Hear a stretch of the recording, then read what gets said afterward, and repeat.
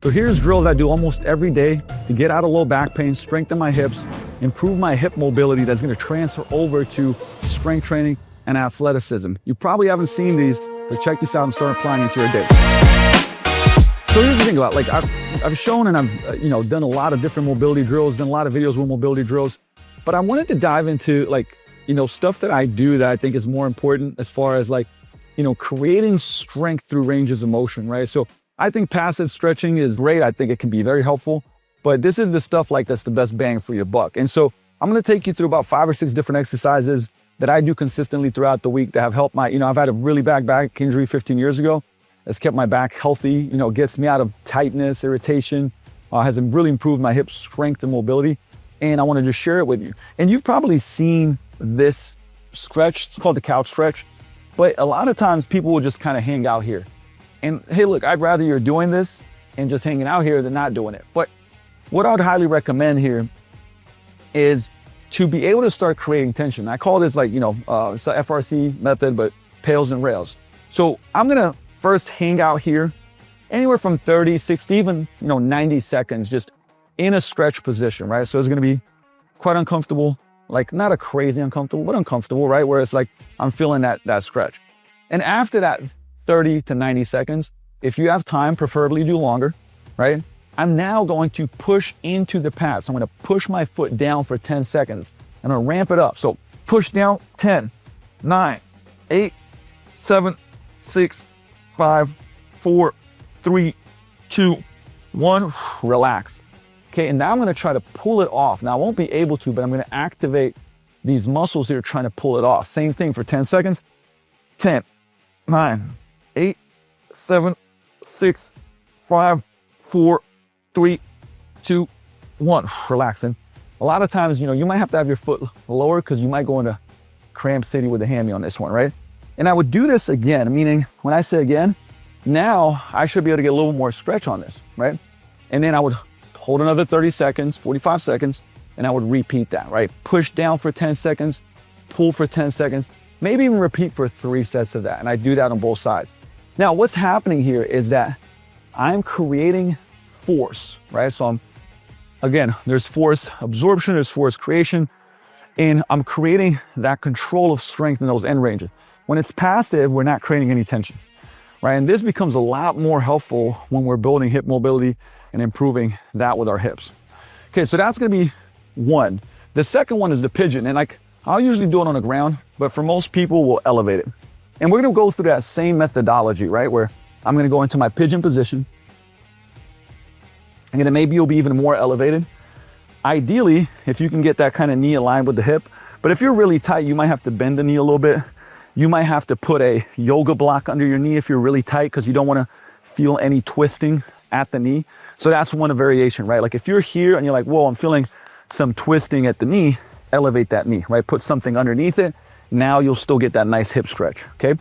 And we're gonna do the same thing where I'm gonna have a nice arch in my spine, right? Now I'm in this position, knee in front of ankle down, and I'm already feeling that stretch in my butt cheek, right? And same thing, I'm gonna hold 30, 90 seconds here. Then I'm going to push into the ground with the knee and the ankle for 10 seconds. I'm gonna dial it up, right? Push into it, 10, 9, 8, 7, 6, 5, 4, 3, 2, 1, and relax. Second part, I'm gonna try to pull it off. Of course, I'm not gonna be able to, but again, I'm gonna activate all these muscles that work this and try to lift from the knee and the ankle off that pad. All right, 10, 9, 8, 7, 6, 5, 4, 3, 2, 1, and relax.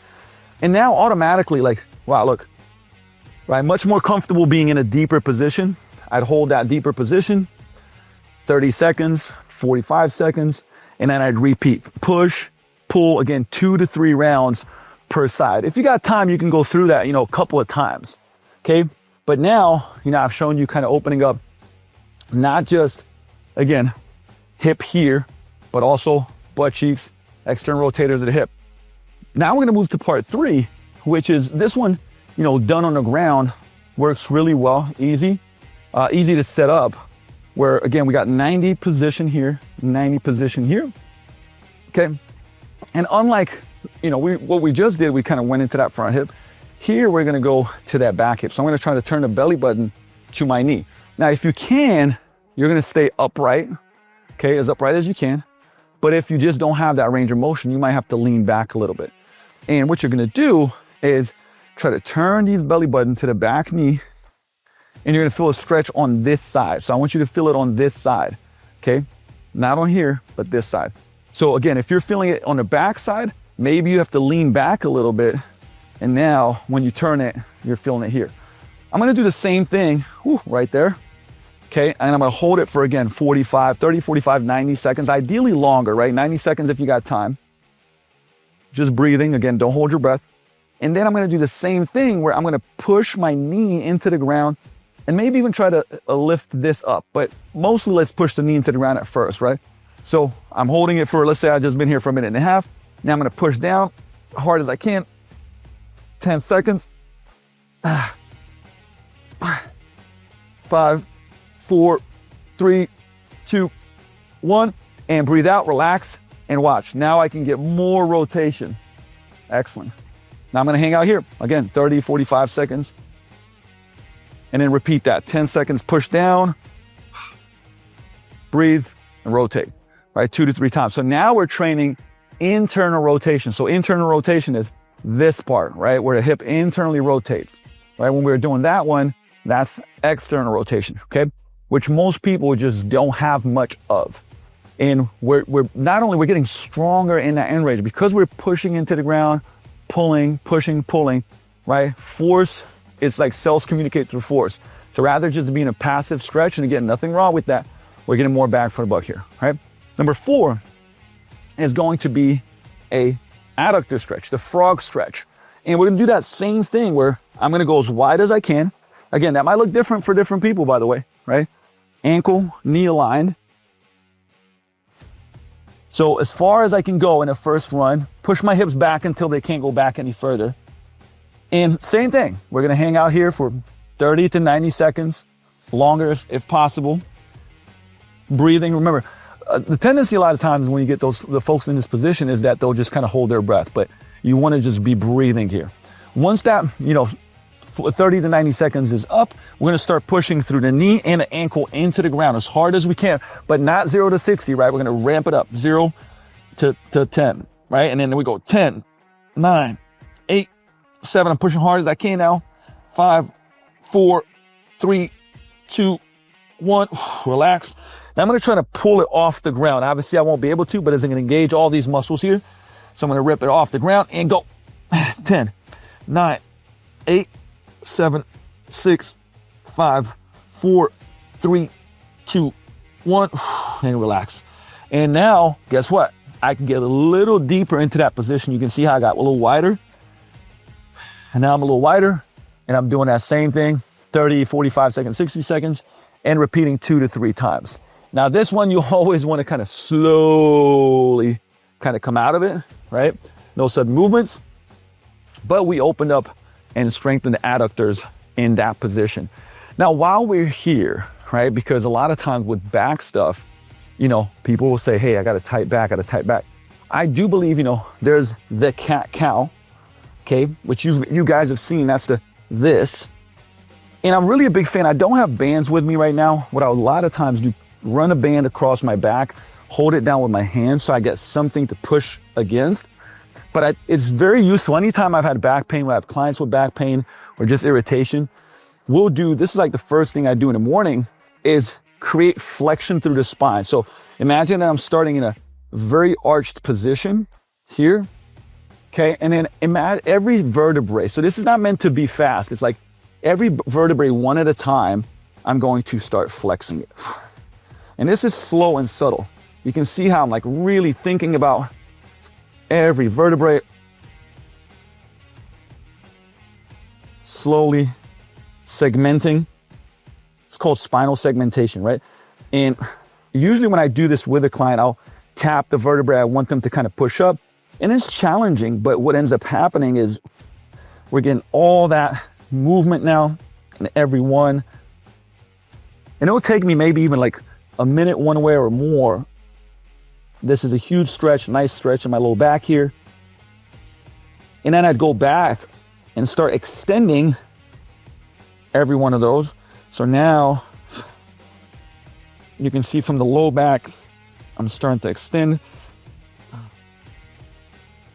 Again, I sped this up a little bit. So we go from flexion to extension, and then we go back. Again, I wanted to show you kind of that like in slow-mo, because if you did 5 reps, 3, 4, 5 reps like that, slow, it might take you like 5 minutes.